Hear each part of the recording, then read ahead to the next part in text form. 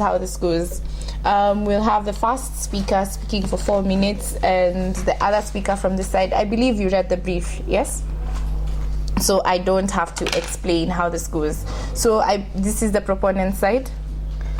This is the opponent side. Kindly inform me of your motion. Real-time communication on social media is the greatest fuel to violent extremism. Okay, thank you. That is violent extremism. Kofi Annan.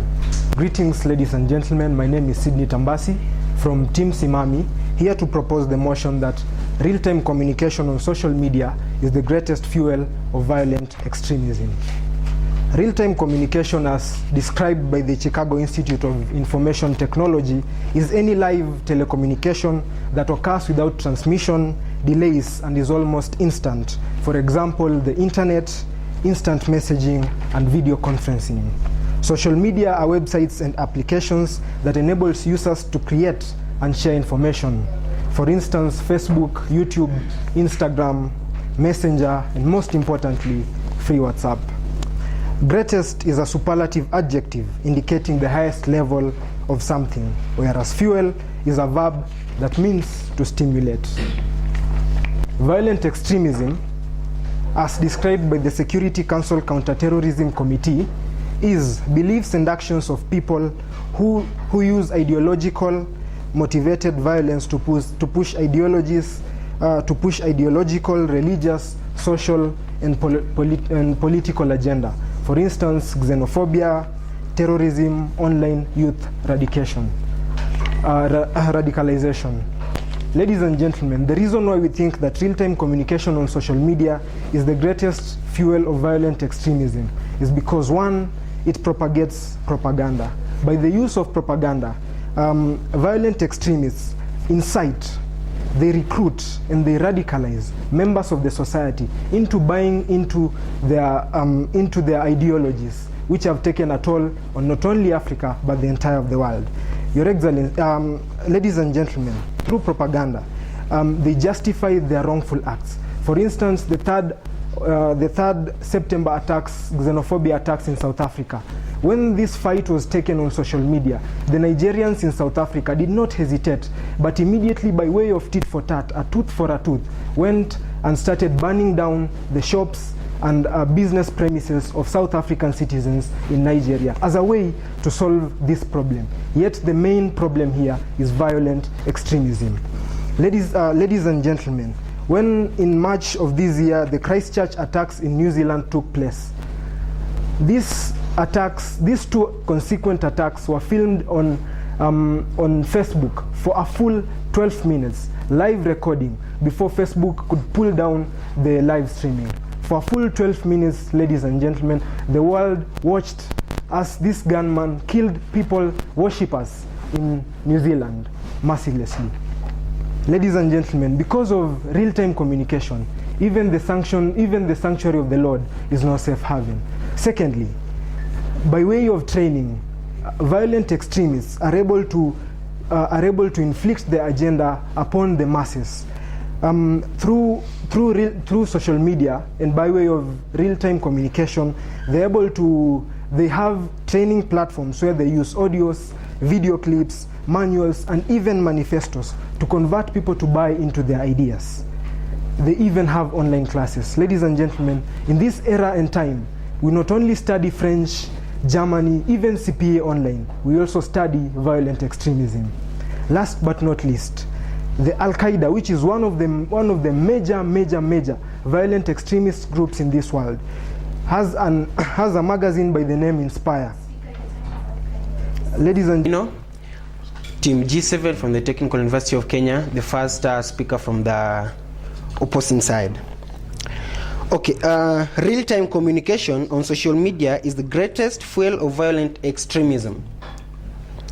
Okay, from what I've heard from our proposer side, they've only deliberated on the definitions. They've given us definitions. But what is great? Okay. Despite social media being blamed on being the greatest fuel on violent extremism, there are other sources of violent extremism. For example, the UNDP, a research by the UNDP, outlines poverty and ideology.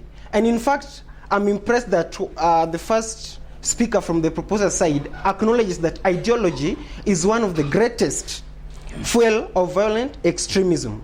For example, let me give you an analogy by the former Israeli Minister of Defense. Analogy, for example, if we drain the swamp, we'll get rid of all mosquitoes. Let me give you a question. For example, from your argument, you claim that if we drain the swamp, for example, the swamp is the social media. In your opinion, if we get rid of the social media, we'll get rid of violent extremism. Okay. Social media can be a cause of violent extremism, but there are other more grave causes of violent extremism. For example, I've talked about poverty and ideology. Ideology is just propagated, as you've said, it's just propagated by the social media, but social media cannot be a cause of violent extremism. I wish to bask in the glory of Ban Ki-moon, the former United Nations Secretary General, who said that the internet is a prime example of how terrorists can behave in a truly transnational way, and in response, all the states of the world need to think and function in an equally transnational manner. My name is Martin Kioko, the second speaker on the proposition side. There is a deliberate attempt by the opposition to misconstrue the facts of this motion. We are not saying that we do not have other fuels to violent extremism. The motion is very clear. Real-time communication on social media is the greatest fuel. You talk about poverty and ideologies. Yes, these, we must concede, are fuels to violent extremisms, but they are not the greatest fuel. Now, why do we say this? What is fuel? Fuel is what keeps you moving, what keeps you going. Communication is very key in propagating violent extremism. The reason for this is because the acts of terrorism are premeditated. Terrorism is an act of psychological warfare. It seeks to instill fear in the people, mistrust, and helplessness. So what modern terrorists do, they rely heavily on mass media and real-time communication to make the people fear for their lives, to instill fear. What keeps them moving is the fact that what they do is seen by the people. This is what keeps them alive. This is what gives them psych for what they do. So this is what propagates the extremism. The United Nations Office on Drug and Crime, in conjunction with the United Nations Counter-Terrorism Implementation Task Force in Vienna, gave an example of the 9/11 attacks and said the Al-Qaeda used real-time communication in the collection of information, and the attackers communicated openly and disseminated this information. The reason why terrorists opt for real-time communication is because it gives them anonymity. And anonymity allows them to seek audience that is almost limitless. Now, how did you get to know of the xenophobic attacks in South Africa? Was it through poverty? Was it through ideologies? It wasn't. It was through real-time communication. This led to people in Nigeria doing almost the same thing to combat what is happening in South Africa. So they pass their message using real-time communication. So this is their greatest fuel. Seeing the information circulating, seeing people getting fear out of what they circulate is what makes them happy, is what fuels them, is what gives them the energy to proceed. Ladies and gentlemen, real-time communication proceeds also in the financing of violent extremism. I'll give you an example. The Bloom and Damon chat app on Telegram is used by the ISIS, and they use it as a cover-up. They use communication platforms to seek donations and spread propaganda on what they do. Now, in Indonesia, a terrorist network called Jemaah Islamiyah pretends or works as a legal business of publishing books, companies in Central Java. And this is what they use. They hide behind scenes, using the real-time communication to propagate their ideas, to get financed. So what keeps them moving is the fact that their ideas are propagated, that their ideas are passed to the people, to the world, to a limitless audience. through real-time communication. So we are considering the fact that we have other fuels, but this is the greatest. We are not calling for getting rid of social media, as he said. We are calling for the regulation of it. Thank you. From what the first speaker said, that we should notice that Nigeria's reaction to South Africa through social media, that is a real diplomatic issue and not related to extremism at all. And then from your definition of the term violent extremism, the acts that have happened in Afghanistan, Iraq, Libya, Yemen, Mali, Syria, Somalia, and the Central African Republic are a real definition of what violent extremism is. And these acts have been because of weak state capacity and a deteriorating security, which has caused this violent extremism, and not real-time communication on social media. And therefore, we should not acknowledge that real-time communication on social media as being the greatest fuel of violent extremism. And if I may ask, how great is greatest? How? Weak state capacity and failing security has been a major fuel of violent extremism in the international system. A state's failure to provide the citizens with its security and its rights and services has led to non-state actors appropriating the state's functions, and which include monopoly of violence. Ladies and gentlemen, political transitions with weak institutions provide an avenue for groups to fuel violent extremism. So, by saying that real-time communication is the greatest fuel to violent extremism, we are misleading these people seated here, because there are more greater fuels of violent extremism as compared to real-time communication. And then, ladies and gentlemen, the proponents are demeaning the fact that social media has the positives. Social media has been used with states as avenues to ensure counter-radicalization.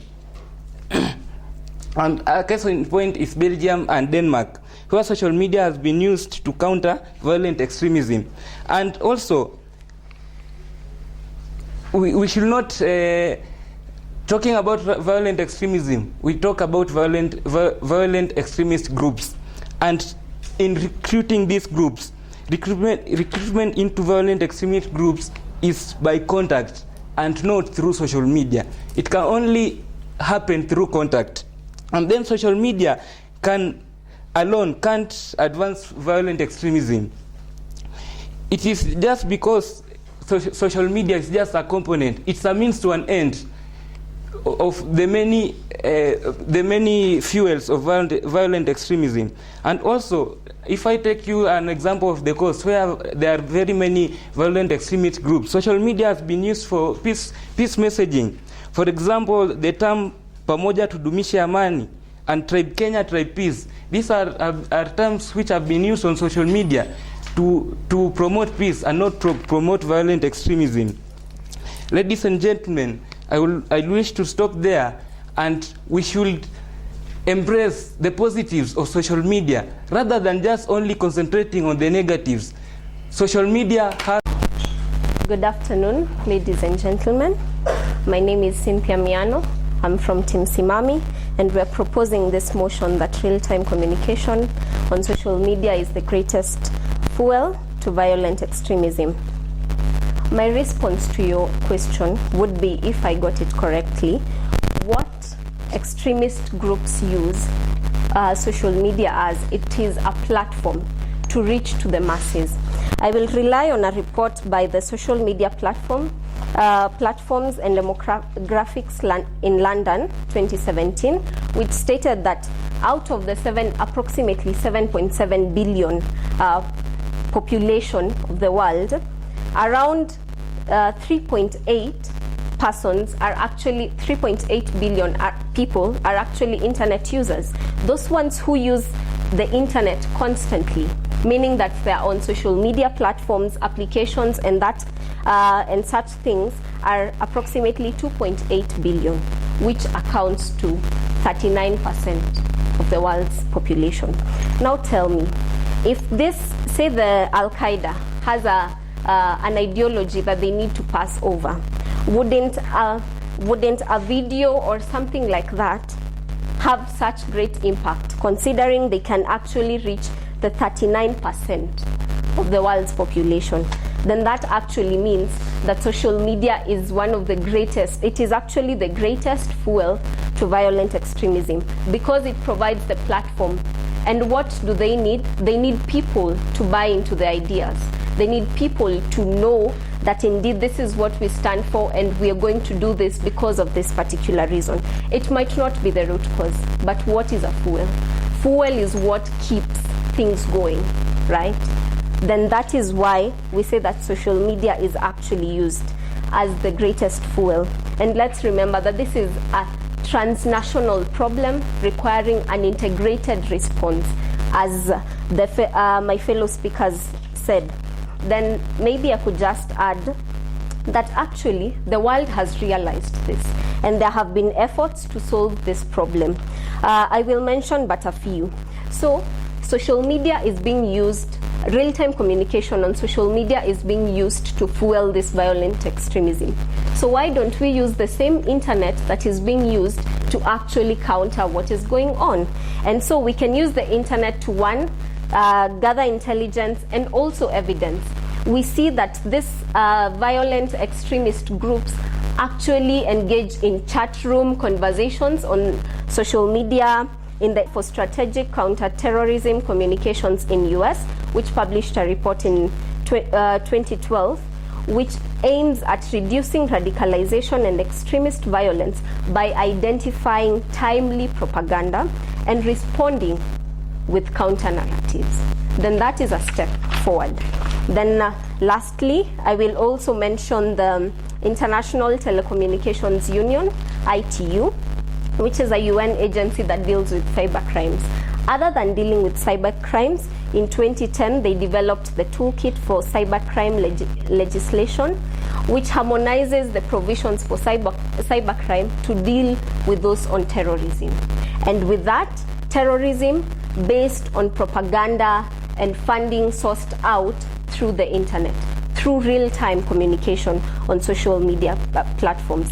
And with such legislation, such frameworks in place, we actually find that there are provisions that countries are actually encouraged to embrace in their national legislations to criminalize. University of Kenya. So the conversation is really interesting, and I've been learning a lot from particularly you people. But before I address that question, there are of course a little issues that we need to iron out. What you guys are trying to do is create a crisis framing of the social media. You're even saying, your main argument is now that social media has gone beyond communication to recruitment.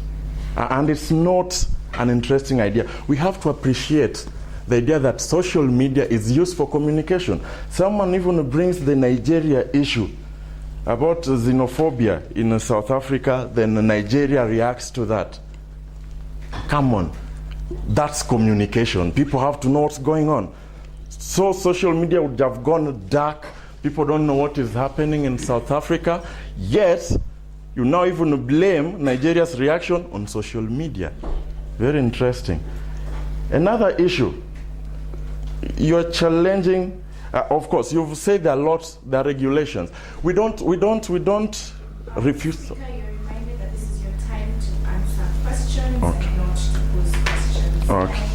Answer the question that was posed to you by another. Okay, recruitment. You've talked of recruitment, in-person recruitment. Recruitment, of course, we don't deny the fact that social media has been used to propagate some forms, to some extent, some forms of recruitment. Of course, terrorism, it has been used to recruit people in violent extremism.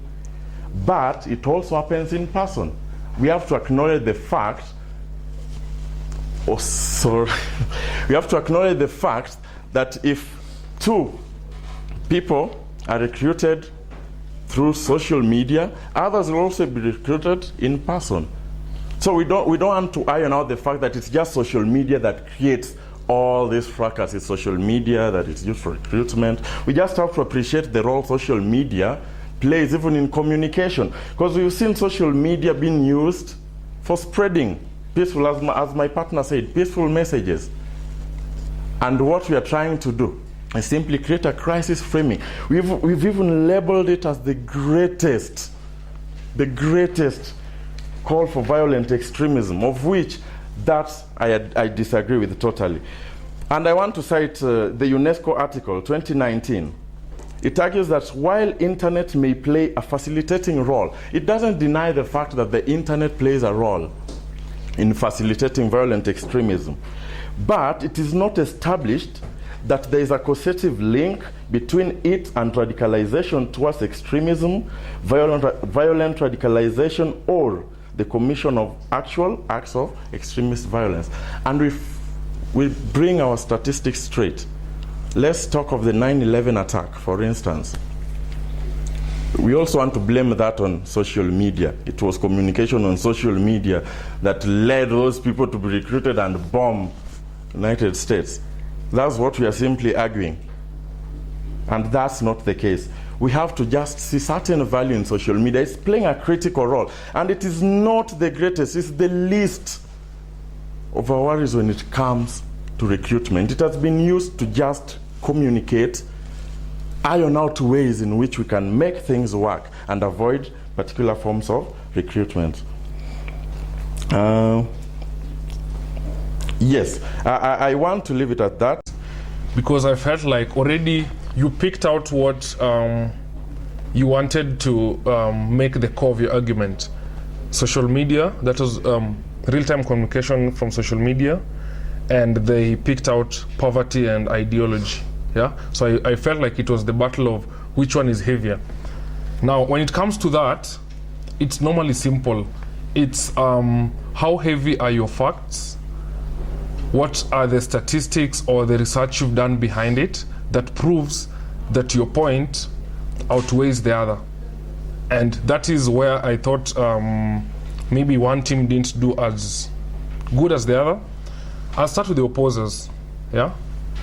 When you're talking about poverty and ideology, my biggest question, because to some extent when you look at it just on a regular platform, that looks like it is the biggest.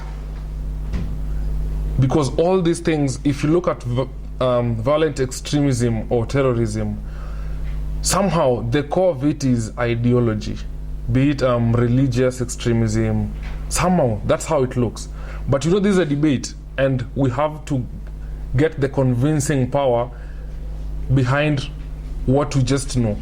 So my biggest question was, how far does poverty and ideology go to be the greatest fuel towards this? And I wanted to hear of so many examples or so many different scenarios where we can trace this back only to poverty and ideology. I didn't get so much from you about that. I wanted to hear of different groups, different settings whereby if we trace it down, we'll only end up with poverty and ideology being as the biggest. And even minus the aspect of real-time communication, I wanted you guys to still convince me that despite everything else, what fuels these people, makes them wake up every single day and want to propagate violence and extremism and terrorism, is basically poverty and ideology.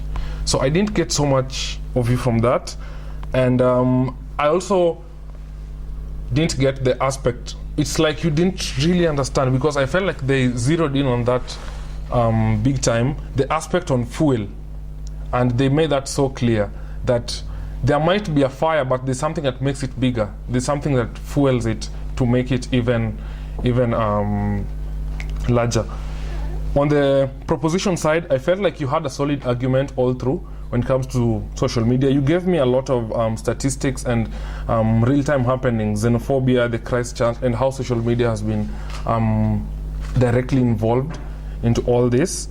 Even the situation about 9/11 you were talking about, they actually gave a point that it wasn't used as a direct tool to carry out the attacks, but in collecting information prior to the attacks, they actually used the real-time communication. I felt like there was some discord. Generally, you answered the question really well, because I wanted to get the aspect of the online communities. It's easier to have to create. You can go on social media and in 2 days you have 1,000 people following you. That's an online community. And it's easier to reach out to 1,000 people on social media other than having to gather 1,000 people physically. Yeah. Again, that is the one aspect you didn't get when you're talking about recruitment in person. They really expounded that to a level I felt I related to. But aside from that, all the best to the two teams. Right. We have made comments on behalf of the judges. So now we shall tally your marks and then we will let you know. So kindly take your seats. Thank you for the spirited debate. We appreciate your initiative. We shall have the next teams, and together with my colleagues Jacqueline Birir and Bani Sultani, we appear as the proposers of the motion. Poverty eradication is the only avenue to counter recruitment of the youth to extremist groups. We have structured our arguments in a way that we will answer 3 major questions. The first one being, what other avenues can be used to counter recruitment of the youth to extremist groups? The second question is there a direct link between these avenues we'll talk about and poverty? And then the last question will be, is poverty the only avenue to counter recruitment of youths to extremist groups? Now, to understand this motion, we first of all have to know what is an extremist group. Now, a report by the United Nations Development Programme defined extremist groups as a group of individuals whose values, ideas, and beliefs fall outside what is considered normal by the society. It went further to clarify that most extremist groups are often associated with violent tactics to convey their ideas. Now, the second part of a second question we need to answer in order to understand this motion is how and why are the youths recruited into extremist groups? Now, with regard to the first part of the question, how are youths recruited into extremist groups, there are 2 ways. The first one is an involuntary and the second one is voluntary. Now, under involuntary, we have some youths who are kidnapped, others are duped, and others are even hijacked. We've heard of trending WhatsApp voice notes where women give their stories where they were dragged and they found themselves in places they do not know how they got there, and turns out they were extremist groups. Now, for the voluntary ones, there are people who are born into families that are generally extremist groups. There was a report that stated, because of leaving Saddam Hussein's son alive, he will probably inherit what his father was doing, and he'll probably even be worse than the father. Now, some of the reasons why youths get into extremist groups, I will give just a few. Some of them would be unemployment, peer pressure, and the main factor mostly is usually a feeling of religious obligations. If you look at the main reason why youths tend to get into extremist groups is they feel like they are religiously and socially obligated to get into them. Now, the opponents will probably state some of these avenues as we need to create employment, we need to educate people, we need to sanitize people about drug abuse and faith-based extremists. They are popularly known as there's a word where I have forgotten the name with which they are referred to, but people who believe in certain faiths blindly. So my colleague is going to show that all these avenues are directly linked to poverty. So the main point or the main basis of our argument is that these all other avenues boil down to poverty, making poverty the only way or rather the only avenue to eradicate or rather to counter the recruitment of youths to extremist groups. To reinstate the words that were said by William Barr, in which he strongly believed that in order to face these extremist groups, we must first deal with the facts in issue. And the facts in issue we have are the ideologies and basically the facts which drive these people to these extreme groups. And it is very peculiar to have the members of the proposers who haven't pointed out any point which links poverty eradication being the only avenue to counter recruitment of the youth to extremist groups. And poverty, this is the state of being poor, a penury, and eradication means to put an end to something. And we want to construe the proponents to believe that poverty eradication is not the only avenue. And in that, we are going first to take you through history, because in as much as you want to go far, you have to look at the history first. We are going to look at the Abadi research. In the Abadi research, we find that most of these extremist groups which sponsor the youths are well-abled groups, are groups which pick members of the society, and the orchestrators of these groups are educated people and are people who have the financial muscle in order to drive their ideas. And we are going to look at, to buttress this point, we are going to look at the Palestine-Israel conflict.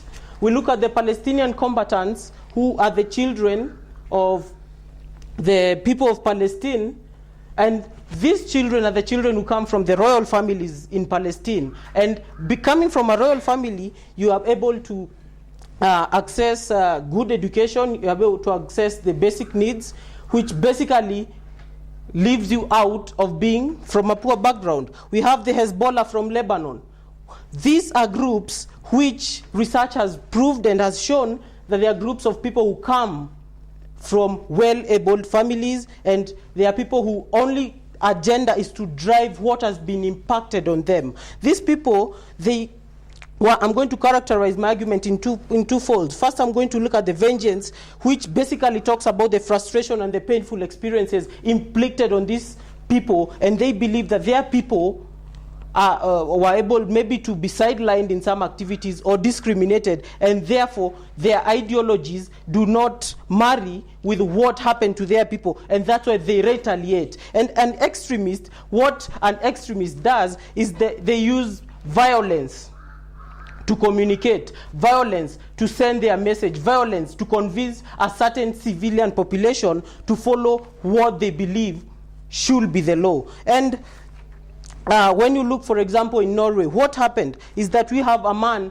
who wanted to drive the issue that Christianity is better than Islam, because this person's point of view was that Syria, we are having them extraditing people who are not of the Islam faith, who are not subscribing to the Islam faith. And in the vengeance, we're also going to look at the frustrations. The frustrations are brought about by the fact where they're able to see their people going through refugee camps where they feel that they're not getting the best services. We're also going to, there is also another point to buttress the point that poverty is not the issue, where we look at Mohammed Omar, the leader of ISIS, and Abdul Alam, the leader of Boko Haram. These are people who have used the wealth, the ill. Is Jacqueline Berer, a member of the WSS group, and we are for the motion that poverty eradication is the only avenue to counter recruitment of the youth to extremist groups. Now, before we start the discussion of this motion, it is very paramount for us to understand what is poverty. Now, the United Nations Development Programme report of 2017 defines poverty as the most general sense of the lack of necessities. We understand necessities as being food, shelter, education and safety, medical care, and others. Now, for people to join an extremist group, it means that they are deficient of these necessities. And one of the factors that cause deficiency of these necessities is poverty. Now, why do we say that poverty eradication is the only way we can curb the recruitment of youth into the extremist groups? It is an ideology that these days youths only want money, and they want money when they are young. And how do you get this money? You have to have education for you to get employment. And one of the factors that these extremist groups use to recruit members is the promise of an economic stability. And how do you assure someone of economic stability? By offering them jobs. And that is one insecurity that the youth are being recruited to these extremist groups. I will associate myself with two scientists, that is Alessia and Pilar. Alessia suggests that poor economic conditions increase the probability of political coups. Some ways in which extremist groups exercise to show their ideologies is, the ideologies may be different. It may be political, it may be religious, and the most common that we know are religious and political. And a way that Alessia suggests that poor economies, mostly he suggests African countries or developing and least developed countries, are the ones who associate themselves with extremist groups. Pilar, in his work, also says that living standards and socioeconomic deprivation is one of the factors that also lead people to join violent extremist groups. Now, one of the ways that political poverty eradication has given an avenue to try and curb the recruitment of youths into violent extremist groups is, we can see that the UN has been very active in this. The UN has set aside an international day for poverty eradication that is always on 17th October every year, to provide a network for youths to come and show their innovations and how they can be able to curb this aspect of poverty.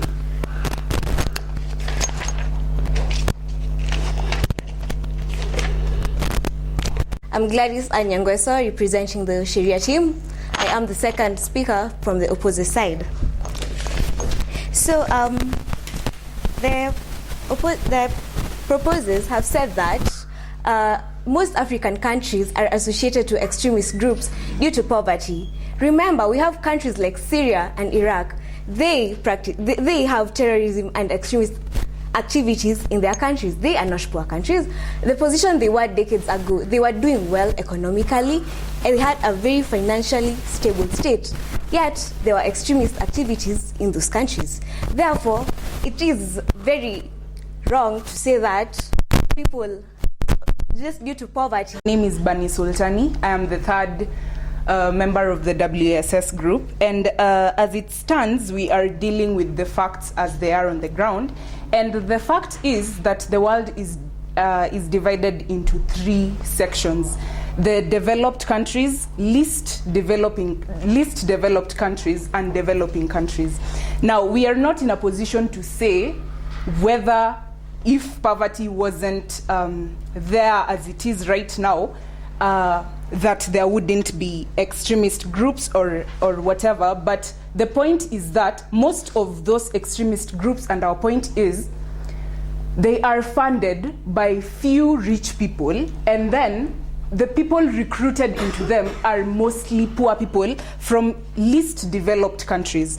And in order to further my point, I would like to state that the UN, which is a host body with around 193 out of 195 countries, is a body committed to fostering peace and unity around the world. And in Article 1 of the UN Charter, it provides for that responsibility of the UN. Now, the UN in itself came up with SDG goals, the first of which is no poverty. Now, sustainable development was a term that was coined, and in case you're wondering, SDGs are sustainable development goals, and sustainable development was a term that was coined by the Brundtland Commission in 1987. That means development that can enable the current generation to meet its needs without compromising the future generation's ability to meet its own needs. Now, with that said, it is clear that poverty has been placed at the center of sustainable development. Now, the principle of intra and intergenerational equity also recognizes the world's poor, whose needs should be given overriding opportunity in order to further these sustainable development goals. Now, back home, Kenya has passed what has been called a really progressive constitution, which under Chapter 4, that provides for the Bill of Rights, has recognized the rights of citizens to access health, education, etc. In as much as it is a right, it is not accessible to all factions of society. And most of the time, you see, as expensive hospitals and schools can only be afforded by the rich in society. Now, people equate money with security, and especially in Kenya, access to many services including health, education, social standing, safety, food, shelter are related to the ability to be economically stable. Now, if this is not provided for any Kenyan citizen,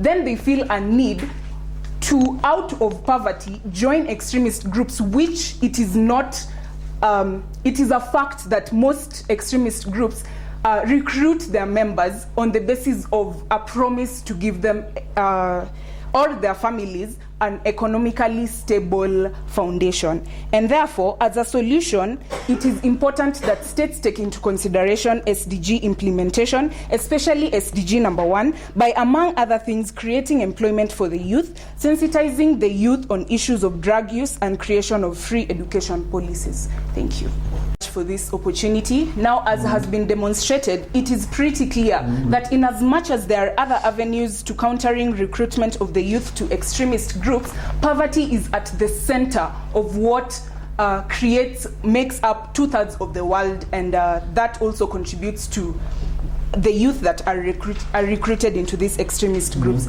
Therefore, this assembly should be convinced of our motion, and thank you very much. The third speaker, your requirement is to make a few remarks. Thank you very much. My name is Alex Asenga, and I'm the last member of this team. And with that, I'd like to start by answering what the opponents have just stated. The opponents seem to have stated that if we don't have poverty in this country, then we won't have extremism. If we won't have poverty in the world, we won't have extremism. That is not true. We have stated factors. They are by far reaching and impacting factors that show that it's not only poverty, but we have a variety of other factors which lead our youth into extremist ideologies and terrorism. So, let me also remind you guys that poverty is a byproduct of the violence being brought about by extremist groups. We cannot cut a branch from a tree and expect that, of course, the branch will always grow again. What we do is we uproot the tree, the whole of it. She also spoke of something to do with the SDGs, recognizing that poverty is among and is an SDG goal. But let me also inform you that we could also have quality education as part of the SDG goals. I'm going to talk about that. So then, I do second that poverty eradication is not the only avenue to counter recruitment of youth to extremist groups. Of course, we do have the issue of reputation and personal satisfaction. Most of us live for a purpose. Every one of us has a purpose in this world. And of course, no one would want to die without fulfilling the purpose. So then, what if someone is so obsessed with the idea of fulfilling his purpose that he would go to any far-reaching lengths just to fulfill that purpose? Such was seen in the case of a Croatian student who, after being excluded from an admission to the university, decided to join a terror group just to perpetrate his ideologies because he failed to reach his personal satisfaction, which was going to the university. Another thing is that we do have mental manipulation. When we talk about mental manipulation, it's such that these extremist groups do involve our youths in all their ideologies because of some hypothetical, unimaginable, something which is not even real and tangible. How can you tell me that right now I can basically obtain paradise by shooting 100 people to their death. How can you tell me that by shooting 1 million people, I would be able to get 80,000 servants in heaven?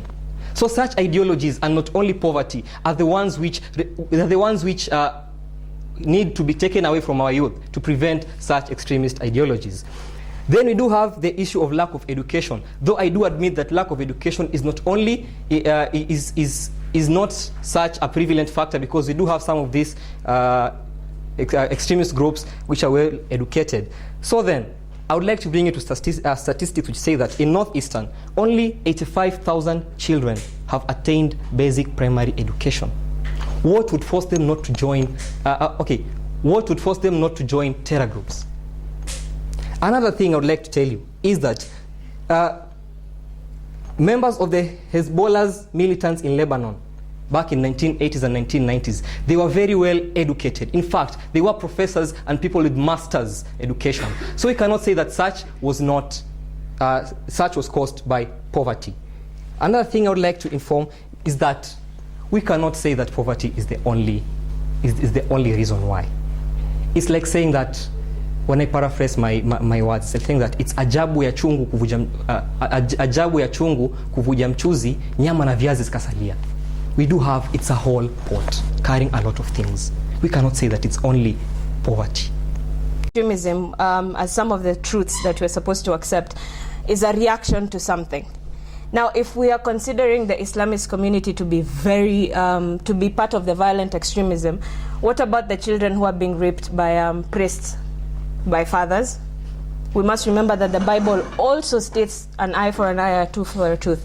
So we cannot say that Muslims are the only people who can be violent extremists, yet we have Catholicism, which is also part of it. 3, on the question of financial status. Poverty is a state of mind. There is a difference between poverty and being broke. Rwanda is a very good example of this. They are considered financially poor, yet they have access to education, food, water, and medical facilities. Forgotten something else. Yes, on the definition of violent extremism, again, you use the United Nations, which stated that it is considered, what is considered abnormal or not, that is outside the normal society, if I got that right. Now, following by that example, should we call Morans violent extremists?